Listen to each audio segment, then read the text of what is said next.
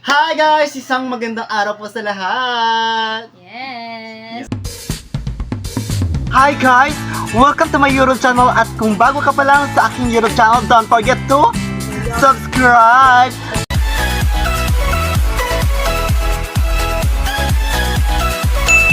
So for today's video, magmumukbang po tayo ng Langka! correct. So langka, ang sarap po. Itong langka na to guys ay hinog na binili ko na sa kapitbahay, 200 pesos. O di ba? Dito sa Pilipinas, sa Palawan, ang mumura ng mga prutas. Kaya masarap talaga. And makakapagusto ka talaga pagdating sa mga sariwang prutas, sariwang gulay. Basta yung mga sariwa, makakapagusto ka talaga dito sa Pinas. Yes! Diyan kasi sa ibang bansa, katulad dyan kila mami, ang sabi niya sa akin, binibili rin naman dito sa atin, pero ang sinasabi sa akin ni mami doon sa kanila, more on frozen.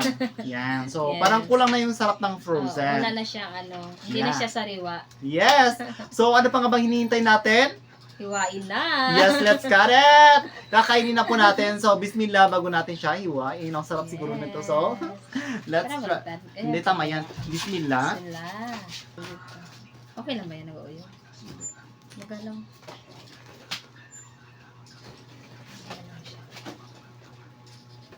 Alas na dyan. Ay, hindi pa rin siya mabuksan ng loka. Balik tayo natin. Kabila. Ay, ang laki. Chok. So, ito.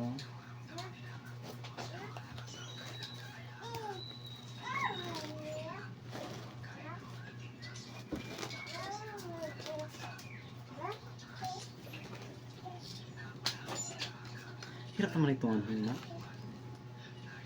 So, Yan yan. siguro ita. Ay, sorry, kasi kutsilyo lang yan. Okay na ba yan? So, ano ba? Dapat siguro kasama pati yan sa loob. So, ito na. Ang sarap. Ang laki-laki, guys. Oo, sa ka sa Super. kabila. Dito ako sa kabila. Ay, gano'n. Oo. Ay, Bismillah. Maubos kaya namin sarap. to. Bismillah. Harap. Harap, guys. Yeah.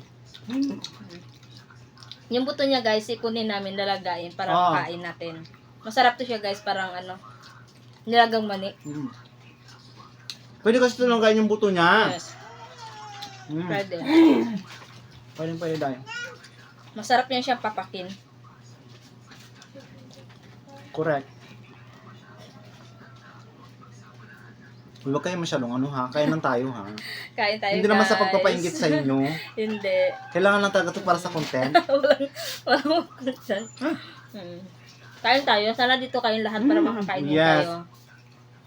Dito lang kayo Mami, kain po. yes, mami, kain po tayo, mami. Sarap. Kung dito lang kayo, guys, nag-party-party na sana tayo. Gasino lang din, hindi tayo magpa-party-party. Yes. Pagkain lang to, ano ba? Mm. Oh, sa inyo na. Sarap.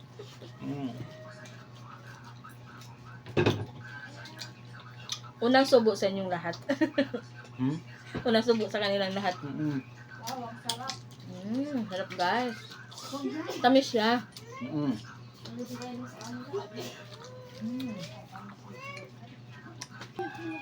Sarap to gawing ice candy, diba? Yes, yung ibang matitira nito, gagawin ni Aileen na Yes, ice gagawin kong candy. ice candy, guys.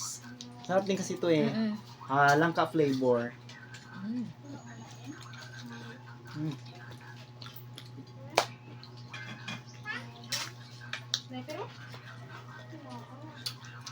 Parang wala kumaka ma. Alay mo siya. Tanggalan mo ng Hmm? puti. Alay mo. Ganun lang kanina. Yan.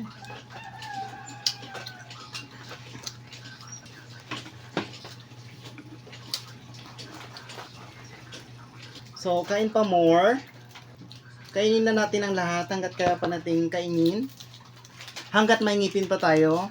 So, wag natin masyadong pagtipiran yung sarili natin kasi nga, darating din sa point na hindi natin makakain ang lahat, di ba? Yes. Grabe yung dagta niya. Grabe yung dagta niya, guys. Super. Dito, pahingin na lang ako. Hindi ko Kaya kayo yung may mga pera dyan, kahit pa paano guys, pakainin nyo rin yung sarili nyo, huwag din puro tipid.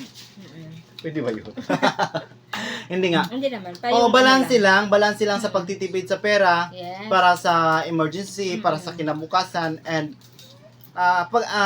pagbibili rin ng mga pagkain para sa, syempre, paano ka ba naman makakatrabaho kung nakikinain, di ba? Yes. So, dapat pagustuhan mo rin yung sarili mo habang may pera ka or hanggat kaya mo pa. Kasi once dumating na yung point na hindi mo na kayang kumilos, tapos may sakit ka na, kahit na gano'n pa karami yung pera mo, hindi mo na rin kayang bumili, and yun na nga, hindi mo na rin talaga kayang kainin yung mga gusto mong kainin. Kasi syempre, di ba, kapag tayo may sakit, yung parang mapait yung panlasa natin. Yes. Kaya ngayon, pagustuhan na natin yung sarili natin. Kami naman ito guys, nakakapagusto lang.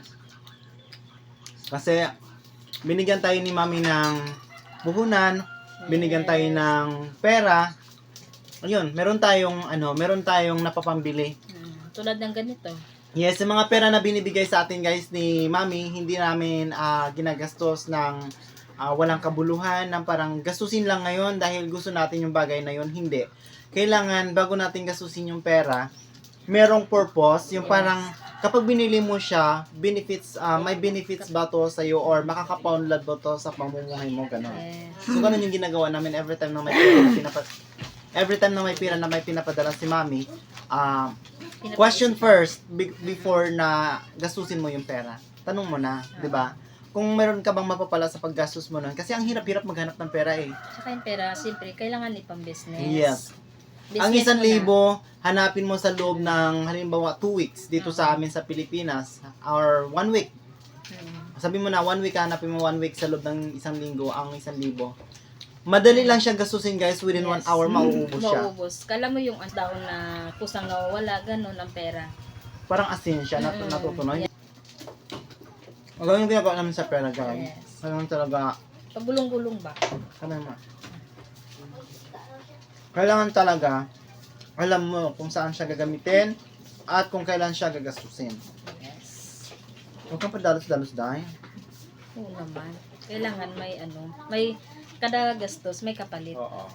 Alam nyo kasi kung hindi nyo rin naman kami tinuruan, Yes. hindi kami tinuruan ni Mami, kayo na lahat, kasama na yung mga scammer, kung hindi nila kami tinuruan kung paano maging maramot, kung paano magtipid, kung paano yung hindi ka basta-basta naniniwala sa mga online, social media, na Kasi, kunwari may mag-ano sa'yo, may magaganito sa'yo, may mag-ano, basta lahat ng mga magaganda, kailangan mo muna maging mapaniguro, yes. mapagmasid. Pag-isipan mo muna bago ka mag-uo, sumagot ng oo. Kasi sa social media, once nakauo ka na at nasend mo na ang pera, wala na tayo, wala nang balikan. Kahit ano pang gawin mo. Hindi naman babalik sa iyo Yes, hindi mo na siya, kahit naman matrace mo pa, pero ang hirap na tayo gastos na parang sobra sa inano mo. Kaya yun yung mga natutunan namin.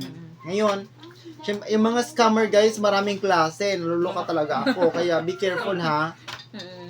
Maraming klase ng scammers. Sarap guys, grabe, ang tamis-tamis. Dito talaga sa Pilipinas, alam mo, ang sasarap ng mga prutas dito kasi laging fresh. Yeah. Fresh na fresh yung matitikman mo, hindi yung kahapon pa, yung nakaraan pa, yung neref lang, hindi guys. Pwede ka nang bumili ng ganito na hinog ka agad sa palengke and then makakain mo na kaagad. Ito guys, to siya, hinog sa puno. Hindi siya hinog na pinahinog lang, as in sa puno talaga. Correct.